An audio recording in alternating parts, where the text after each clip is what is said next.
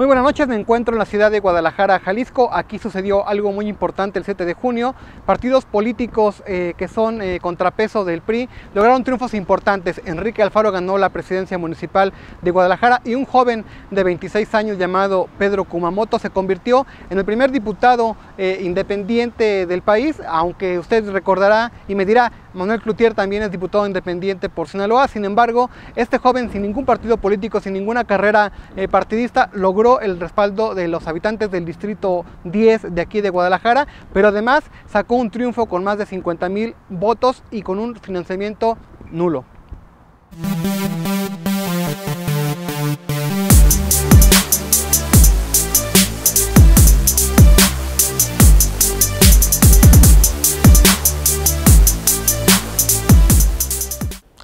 Es momento de ir a la charla con Pedro Kumamoto, el diputado independiente por el estado de Jalisco, quien habla sobre diversos temas, por ejemplo, la posible aspiración de candidatos independientes a las elecciones del 2018. En su punto de vista dice que hasta el momento no hay un proyecto específico que apunte a que esto pudiera ser competitivo. Habla de diversos personajes de la vida pública nacional, por ejemplo, de Erubiel Ávila Villegas, cómo es observado fuera de esta entidad mexiquense. También se refiere al papel de Andrés Manuel López Obrador ante la coyuntura nacional. Pedro, muchas gracias por acceder para Política en Corto. No, muchas gracias, es un gusto poder platicar con ustedes y con las personas que nos ven en el Estado de México. Pedro, ¿qué pasa en el estado de Jalisco? Desde hace varios sexenios ha habido alternancia, cosa que no se observa en otros estados. Por ejemplo, en el Estado de México nosotros venimos. También se ha visto al exterior el fenómeno de movimiento ciudadano, el crecimiento, la llegada de Enrique Alfaro, que en otros estados lo consideramos también un político notable. Tú ganas como candidato independiente sin haber militado nunca en un partido político. ¿Qué tiene el estado de Jalisco que están sucediendo esas cosas?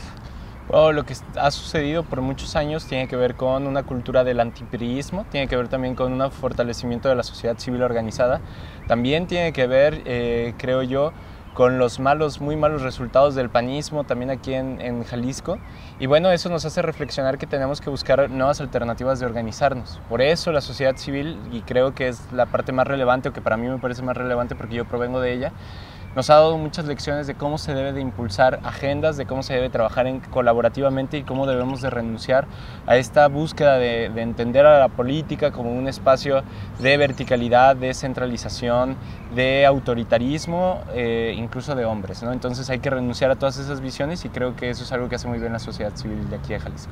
Pero con tu experiencia, cuando no se logra una alternancia de manera rápida o con el paso de los años, ¿tiene que ver con la falta de responsabilidad de los partidos políticos para ofrecer buenas cuentas? Me refiero a los de oposición, o también los ciudadanos que no se atreven a dar un cambio. Yo creo que tenemos que hablar de muchos factores. Hablando específicamente del Estado de México, tenemos que hablar de la pobreza. La pobreza es el enemigo número uno de la democracia. La pobreza evita las alternancias, la pobreza enraiza los malos gobiernos y sobre todo los convierte en sus espacios de paternalismo y sobre todo de entrega de dádivas, de programas sociales o incluso de regalitos para poder lograr votos. Entonces, no solamente estamos hablando de una falsa o mala oposición, que podría o no ser el caso, pero también estamos hablando de la falta de autonomía al momento de votar, y en ese sentido es un patrón que vemos y que hemos visto en muchos estados. Durango es otro caso, Estado de México es otro caso, pero también podríamos hablar de, por ejemplo, Veracruz, o podríamos hablar de estados en donde, de nuevo, la pobreza tiene una presencia significativa y el voto corporativista también. Observamos que hay candidatos independientes que se consideran así buscan un cargo de elección popular, pero militaron en otros partidos políticos y se fueron porque en estos mismos les cerraron las puertas. ¿Tú buscas ser candidato independiente porque no creíste en los partidos políticos, o por qué hacerlo con esta vía? Tiene que ver con varias cuestiones. Nuestro país tiene un problema que se llama partidocracia y que no necesariamente significa que hayan partidos políticos, porque eso en teoría no es malo, en teoría es bueno que existan los partidos políticos. El problema es que los partidos se manejan como si fueran negocios, como si fueran franquicias. La clase política del Estado de México, específicamente el priismo, utiliza al PRI y utiliza a su gobierno como si fuera su propiedad, no lo utilizan como un vehículo de desarrollo social, y eso es algo grave. Eso sucede también en el país y eso sucede en muchos estados. ¿A esto a qué quiero llegar? Hay muchas personas que valen la pena dentro de los partidos políticos, gente honesta, gente trabajadora, gente valiente. Sin embargo, en muchas ocasiones esas personas no ocupan los cargos de elección popular, no ocupan los espacios relevantes dentro de sus partidos, les piden silencio, les piden complicidad. Y en ese sentido lo que nosotros hemos buscado es cómo construimos un espacio en donde no le debamos nada más que a las personas que representamos, más que a nuestros votantes, más que al Estado de Jalisco, pero no a grupos de interés. Y eso nos ha permitido tener autonomía, poder decir lo que se está diciendo, de señalar cuando hay corrupción, señalar cuando hay tratos en lo oscurito, por debajo de la mesa, y por eso buscar una alternativa a través de las vías independientes. ¿Creo que las candidaturas independientes van a cambiar por sí solas el país? No, necesitamos mejorar también los partidos políticos, necesitamos atraer a la clase política hacia una nueva lógica y sobre todo necesitamos que la sociedad se involucre en la toma de decisiones. Sin este tipo de corresponsabilidad nos van a seguir vendiendo estos espejitos y estos falsos discursos de salvadores y de falsos próceres de la democracia, y eso no va a existir. Lo que debe existir es un empoderamiento colectivo, una reivindicación de las masas. ¿No tienen vigencia los partidos políticos? ¿Se podría entender una democracia sin un sistema de partidos? No, no se puede entender una democracia sin partidos, pero definitivamente lo que tenemos en México de nuevo no son partidos, son negocios. Tenemos que pensar y buscar y trabajar activamente para que los partidos se conviertan en eso, en vehículos del poder popular.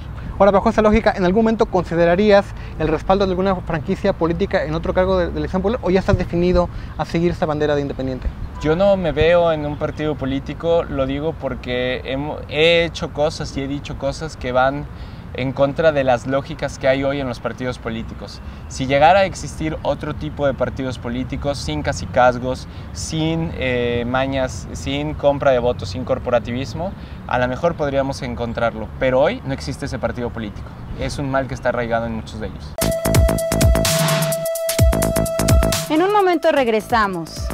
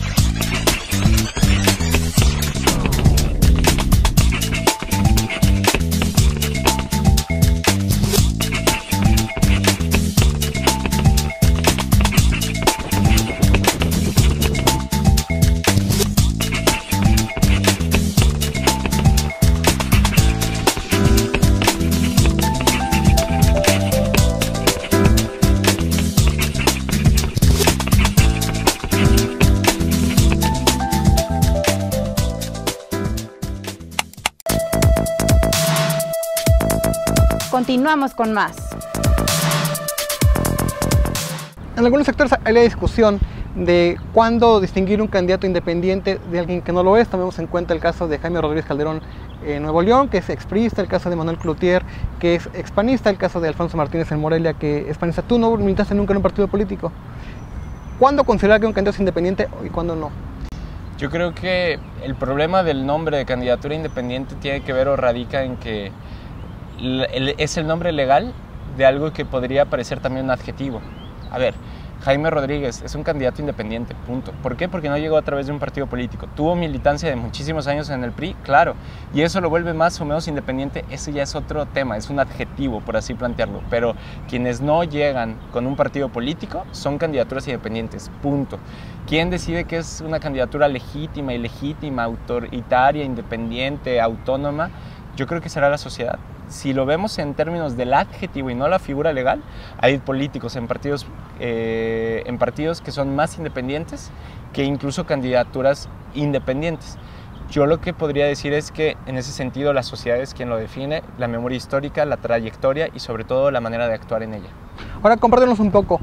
Construyes una red de apoyo de colonos a través de las redes sociales. Hoy vemos que hay grandes empresas que se venden a los partidos políticos para manejar precisamente estas plataformas ante el analfabetismo que hay de ciertos actores políticos en torno a las redes sociales. ¿Cómo se logra en una zona urbana como es tu distrito? Bueno, yo creo que lo importante es que sí se utilizaron las redes sociales virtuales, pero sobre todo porque se construyeron redes sociales analógicas. O sea, a mí me veías todo el día en la calle, platicábamos con las personas, nos veías en los tianguis, en los parques, en los distintos espacios públicos. Entonces, esta idea de que te puedes lavar la cara en Facebook de todas las cosas y de las malas prácticas que has hecho como político es mentira. La gente tiene memoria, la gente tiene dignidad y sabe que cuando eres una persona que procura la corrupción y utilizas el poder para mejorar tu vida y no la vida de las otras personas, estás destinado a no ser apoyado por la gente y me da mucho gusto. Ahora, ganas la elección con una cantidad importante de votos. ¿Cómo te reciben los diputados locales? ¿Es posible lograr acuerdos? ¿No te ven como raro, como un candidato independiente? Perdón, como un diputado ya independiente. Sí, definitivamente soy un externo, un outsider. No formo parte de la clase política, no formo parte, pues no nos conocemos de años, no milité en sus partidos, no tengo su edad. En muchos sentidos soy muy distinto a ellos. Pero también, hay que remarcarlo, hemos logrado construir acuerdos basados en lo siguiente: yo no voy a hacer acuerdos que no pueda sostener en lo público, yo no voy a hacer acuerdos secretos, yo no voy a hacer acuerdos por abajo de la mesa. Y en ese sentido, pues claro que se hacen acuerdos. Sacar la iniciativa de participación ciudadana que muy pronto sacaremos se basa en la idea de decir esto es algo relevante para la sociedad, hay que sacarlo y ofrecer a cambio pues la disposición para trabajar en esa iniciativa, punto. No significa entregar nada ni dar nada por abajo de la mesa. ¿Estarás de acuerdo que algunos jóvenes que militan en partidos políticos tienen un referente? En la mayoría de las ocasiones, gente que tuvo un cargo representativo. Tu caso es distinto, pero ¿hay algún referente político, algún personaje que te haya motivado a incursionar en el servicio público?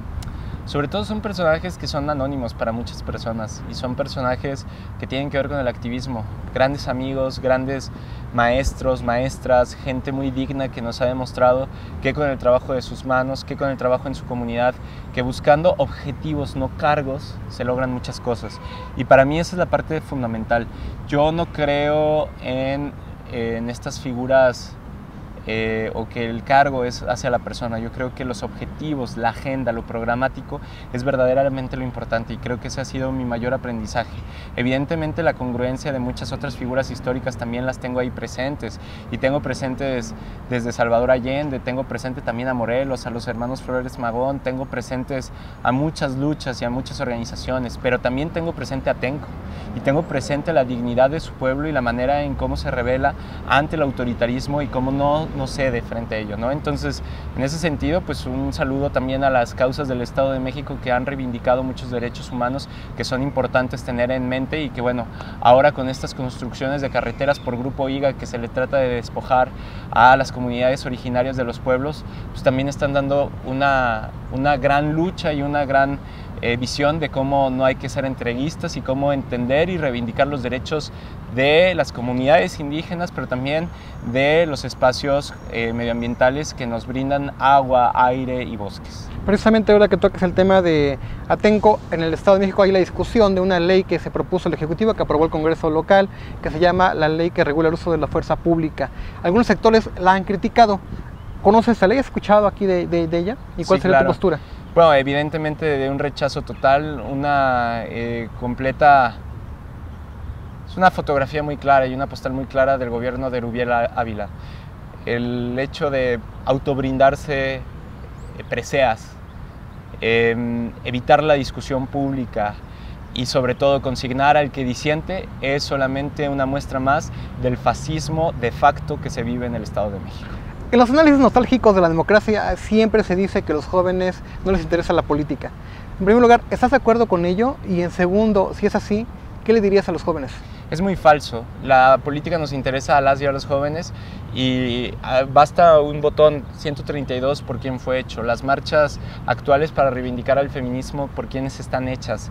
Los espacios que han protestado en contra del duopolio televisivo, aquellas personas que se solidarizan con Atenco en distintos espacios, el movimiento social que se ha generado a partir de esta gran coyuntura social que significan los 43 normalistas de Ayotzinapa, lo que te demuestra es que los jóvenes estamos conmovidos, estamos interesados en la política. El problema y lo que yo le diría a los jóvenes es que muchas veces la indignación no la podemos trasladar de manera estratégica para poder impulsar nuestros objetivos. Y en ese sentido yo creo que lo que muchas veces nos hace falta son maneras claras de poder articular esa indignación en agendas que vayan más allá de nuestra molestia. Ojo, legítima, relevante y muy comprensible la indignación, pero ella la tenemos que transformar en acciones concretas que nos ayuden a transformar esto. Por poner un ejemplo, buscar que se decrete la inconstitucionalidad de esta ley de criminalización del disenso. No hay que entenderlo como otra cosa más que eso. Hay que buscar cómo derogarla, hay que buscar cómo apoyar a las comunidades originarias, hay que buscar cómo apoyar los derechos sociales y políticos de las comunidades más desprotegidas, hay que buscar cómo impulsar nuestros derechos de cuarta generación alrededor del derecho a la ciudad y el derecho a otra movilidad. Y en ese sentido yo diría de nuevo, la indignación que nos caracteriza y como generación que la vivimos, hay que llevarla a los terrenos de la disputa pública y hay que ganarle los espacios a esas personas que nos han representado bien. Pedro, ¿te gusta México? ¿Estás conforme con el país en el que habitas?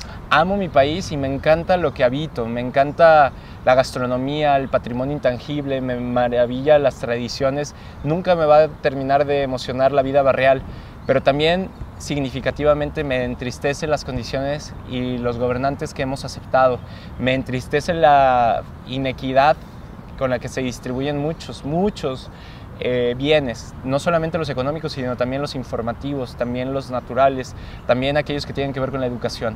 Entonces, en ese sentido, porque creo, amo y adoro mi país, pues tiene sentido seguir estando en esta lucha. En un momento regresamos.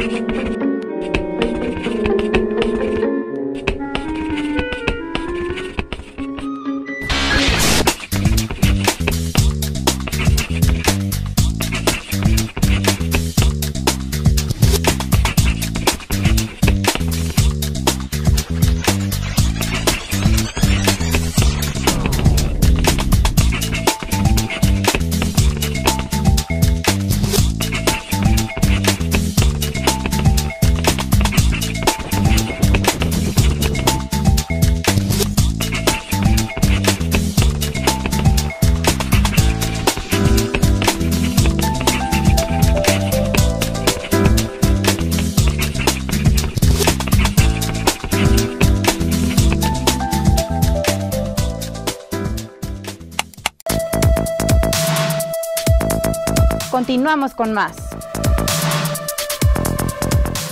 Te has convertido en un referente nacional. En esa circunstancia, ¿has tenido contacto con el gobierno federal? ¿Te ha buscado para de alguna forma, no sé, ofrecerte alguna colaboración política?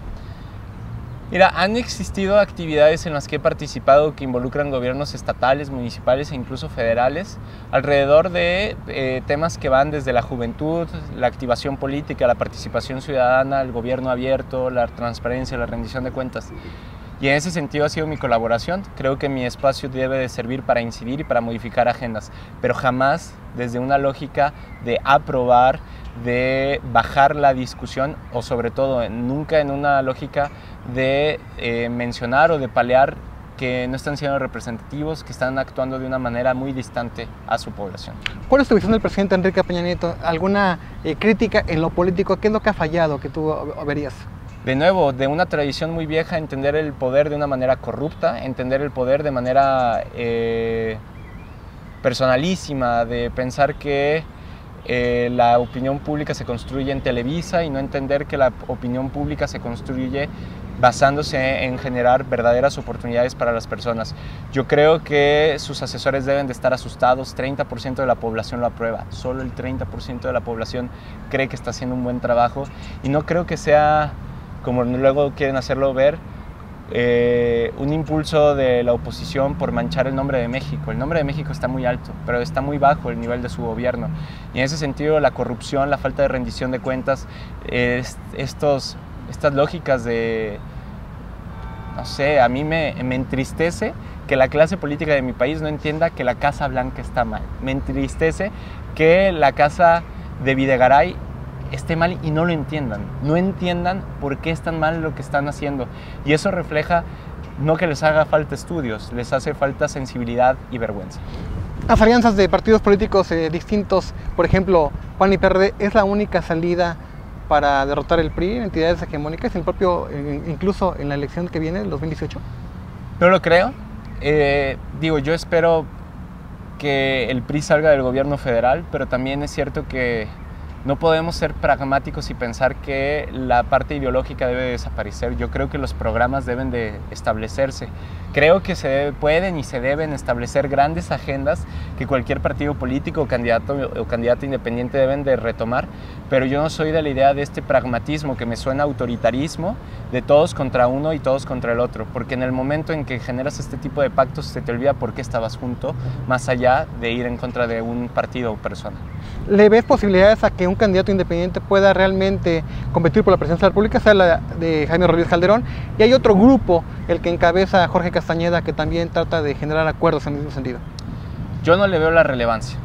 En tanto no se genera una agenda que provenga de la sociedad civil, en tanto no provenga una iniciativa desde abajo, desde las bases, desde los distintos grupos académicos, digamos, de organizaciones, empresariales o de cualquier otro grupo, mientras eso no provenga, yo no le veo la relevancia de tener candidaturas independientes que pueden repetir los mismos vicios de la clase política. Ahora, eso sería lo ideal, pero nadie lo está planteando. ¿No se observa que alguien lo pudiera plantear? ¿Hay tiempo de hacerlo? Hay tiempo, hay mucha disposición y yo disiento. Creo que hay muchas organizaciones que quieren hacer eso. ¿Quién tendría que hacerlo? Yo creo que no es una persona. De nuevo, hay que romper con esta lógica individualista del poder y hay que entenderlo como que tendremos que convocar muchas organizaciones, espacios, personas que buscan esto. Creo que hay esfuerzos de construir otro México en temas de, por ejemplo, la caravana por la paz, la justicia y la dignidad. Vemos también agendas que se están construyendo desde organizaciones como el Instituto Mexicano para la Competitividad o Transparencia Mexicana en temas de contra la corrupción.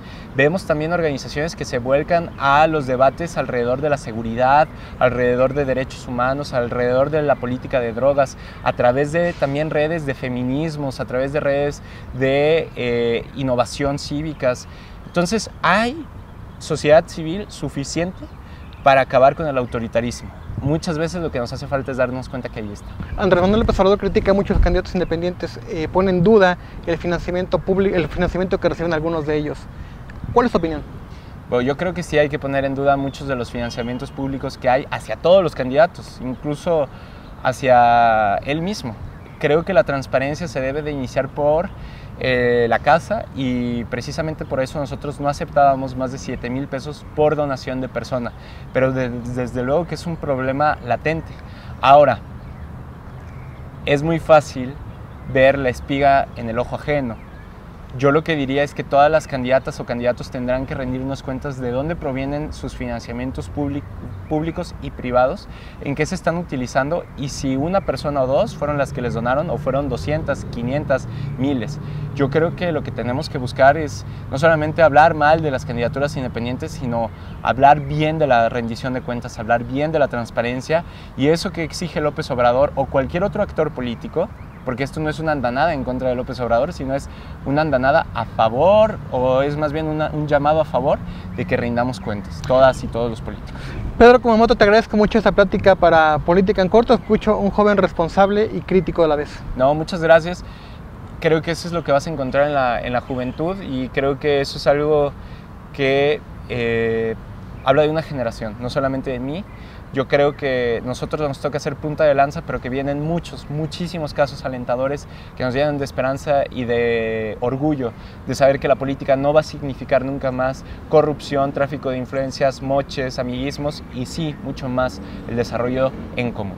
Pedro, muchas gracias. Gracias a ti. Sin duda muy importante esta plática con Pedro Kumamoto, el diputado independiente del estado de Jalisco. Recuerde que en semanas anteriores platicamos con Alfonso Martínez Alcázar, quien es presidente municipal de Morelia, pero además el único alcalde independiente del país. En próximas fechas seguiremos platicando con estos personajes que sin un partido político han logrado fincar victorias electorales. Soy José Alam y por esta noche me despido. Te invito a que nos acompañes en nuestras redes sociales. Estamos en Twitter, estamos en Facebook y sigue nuestro canal de YouTube Política en Corto, donde puedes observar esta y anteriores conversaciones con personajes de la vida pública, nacional y estatal.